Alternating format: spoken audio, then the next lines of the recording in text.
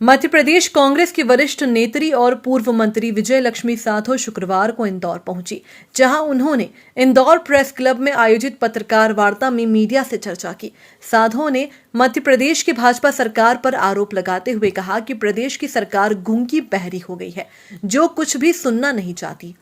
विधानसभा सत्र को 3 दिन चलाने की बजाय मुख्यमंत्री शिवराज सिंह चौहान ने मात्र 3 घंटे में ही खत्म कर दिया।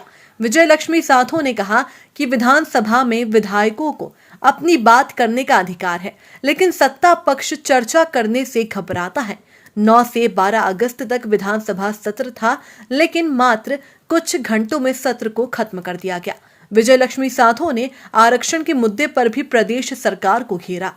भाव हो, चाहे आदिवासी दिवस की बात हो या आदिवासियों पर अत्याचार हो जिनको राजनीतिक संरक्षण दिया जा रहा है, चाहे बाढ़ की विभीषिका हो, बहुत ज्वलंत उदाहरण थे जो हम लोग सब रखना चाहते थे। लेकिन हुआ क्या, ये कहा जा रहा है बाहर कि कार्य मंत्रणा परिषद जिसमें विपक्ष भी आता है उसमें नहीं बताया गया। सारी लिस्टें तैयार थी। मैं ये कागज लाई हूँ, इसमें मैंने खुद ने स्थगन और ध्यानाकर्षण मैंने खुद ने लगाए थे। शराब माफिया के ऊपर लगाए थे, कोरोना के ऊपर लगाए थे, महिला अत्याचार पे लगाए थे।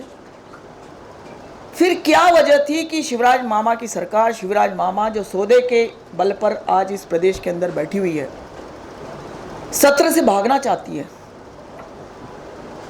सत्र को फेस नहीं करना चाहती है, क्योंकि विपक्ष बहुत मुखर है, बहुत दमदारी से अपनी बातें रखता है और शिवराज मामा सत्र से भागना चाहते हैं। यही वजह है कि उन्होंने 4 दिन का सत्र मात्र 3 घंटे के अंदर समाहित कर दिया। पहले से इनकी लिस्ट तैयार थी, जो इनके शासकीय विधेयक थे, फटाफट हल्ले गुल्ले में उन्होंने खत्म कर दिए। अभी फिर कमलनाथ जी की सरकार बनी, फिर हमने उसको आरक्षण को 27% किया।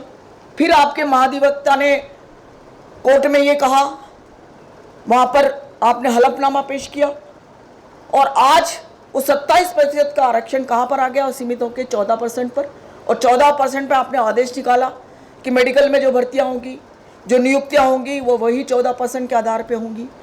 तो आप इससे भी, क्योंकि आप अपने इसमें जाल में फंस गए हो, क्योंकि आपकी सरकार का हलफनामा कोर्ट में प्रस्तुत है, आप अपने ही जाल में फंसे हो, इसलिए आप विधानसभा के धरातल पर जवाब नहीं दे सकते हो। क्योंकि आप जुमले बाहर तो कर सकते हो, आप असत्य कथन बाहर तो कर सकते हो, लेकिन विधानसभा का जो प्लेटफॉर्म है वहां तो रिकॉर्डेड होती चीजें, तो वहां आप कैसे बोलोगे? इसलिए आपने सत्र की आहुति दे दी।